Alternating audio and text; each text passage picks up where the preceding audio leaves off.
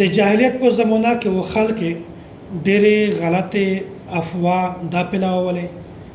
د دوی ډېر غلط نظریات وي د دوی ډېر غلط توهمات وي چې د یغه شای د حقیقت سره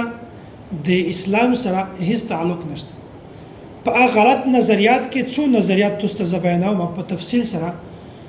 د جاهلیت په زمانہ کې اول د دوی غلطه نظریه غلط توهم دا و چې کایو انسان سفر شریکوه بیا و دوی و مرغۍ په و کې چګه کړه کچیر دا مرغۍ د انسان شي سرته لوړله بیا دوی دا سوچ کړ چې د میجه سفر د کامیابی ولده د میجه سفر دا بالکل صحیح د خیر او د برکت سفر دی او کچیر هغه مرغۍ د انسان کین سرته لوړله بیا د دوی نظریه دا و د دوی دا سوچ و چې د میج د سفر د بالکل د ناکامۍ ولده بیا سفر ملتوی کو سفر ونه کو ځکه چې دا غلطه نظریه او غلط سوچ دی د جاهلیت په زمانہ کې د دې د دومره غلطه نظریه دادو چې کله یو انسان په کور باندې کونک شنوست په اردو کې دا ته اولو یای دا کونک چیر تک شنوست بیا د دې سوچ دا و چې د میج دا کور مکمل تباش د میج کور مکمل ویران شو ختم شو حالانکه دا غلطه نظریه دو غلط سوچ دی کسای د دغه توهم پرستی مطلب دا دی چې یو شی داسې وجود غنل چې په حقیقت کې د یو لوړ وجود نه وي دا توهم پرستی په میشتوس کې د دوی وجه نرغلي اوله وجه دا چې د کم عقلی جهالت د شریعت د اسلام احکامات نه ناواقفیت چې میشته د اسلام تعلیمات پته نشته دغه وجه میشتوس په داسې غلط نظریه کې مبتلا وي په داسې غلط توهمات کې مبتلا وي په داسې غلط افوا کې مبتلا وي او دغه دوه وجه دادو چې بر صغیر پاک او هند چې کله اول په یوځي باندې وي بیا په هندوون کې دغه وسوسه دغه افوا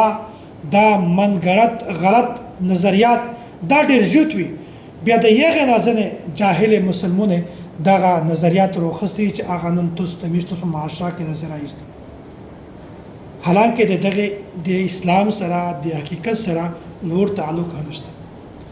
د جاهلیت زمانه درمه غلطه نظریه دا و چې کله و دی و انسان شایسترګه ور پیدله بیا د سوچ دا و چې متوس یو ښه خبر ملويږي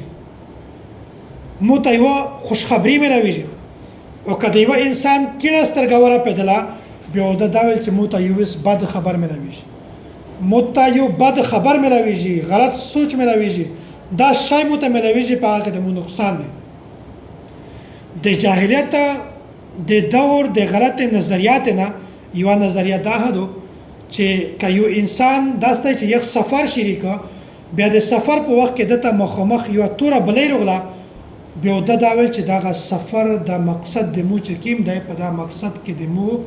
ناکامی دی په دا مقصد کې ځکه نه شي کامیاب دی په دا مقصد کې زه همیشه ناکام او د جاهلیت د زمانه د غلط نظریات نه یو غلطه نظریه ده هدو چې کایو انسان تشا کینچی بیوتی دا و چلاولا بیا د داول چې دغه مقصد دا دی چې د مو د خپل رشتہ دار سره تعلق د ختمیږي مو د یو خلک سره تعلق ختمیږي چې هغه د مو سره پرابطه کړي په تعلق کې د رشتہ دار مې دي خپل مې دي دغه سره د مو تعلق ختمیږي حالانکه دا د جاهلیت خبره دی د اسلام سره هیڅ تعلق نشته دغه رنګه د جاهلیت دور د غلطه نظریات نه یو نظریه دا هلو کله یو انسان د کور چت چې کیمده د یغه کناره په ابونده کایو یو تور او رغاک شنوستلا بیا د سوچ د نظریه دا و چې وس متول منرچ حالانکه دا د اسلام سره هیڅ تعلق نشته د جاهلیت د غلطه نظریه د غلطه عقیده نه یو عقیده دا هدو چې کایو انسان و پرنجه دا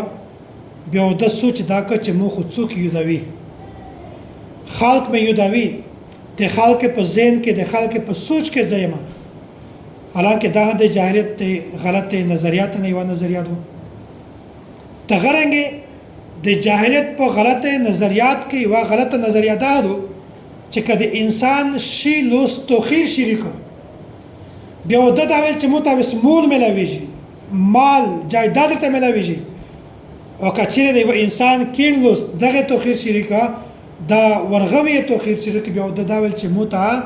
اوس مول جایداد نه میلاویږي د مول په جایداد کې موږ ته اوس خساره رسي موږ ته اوس نقصان رسي حالانکه دا ټوله خبره داسې دي چې د حقیقت سره د اسلام سره دغه بالکل تعلق نشته کسي دا یو خبره په ذهن کې شنوي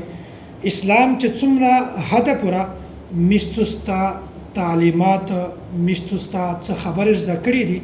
د یغه حد پورا مستوستا په چار دوه هغه چاري وي یو شای مستوستا اسلام نه بیان کړي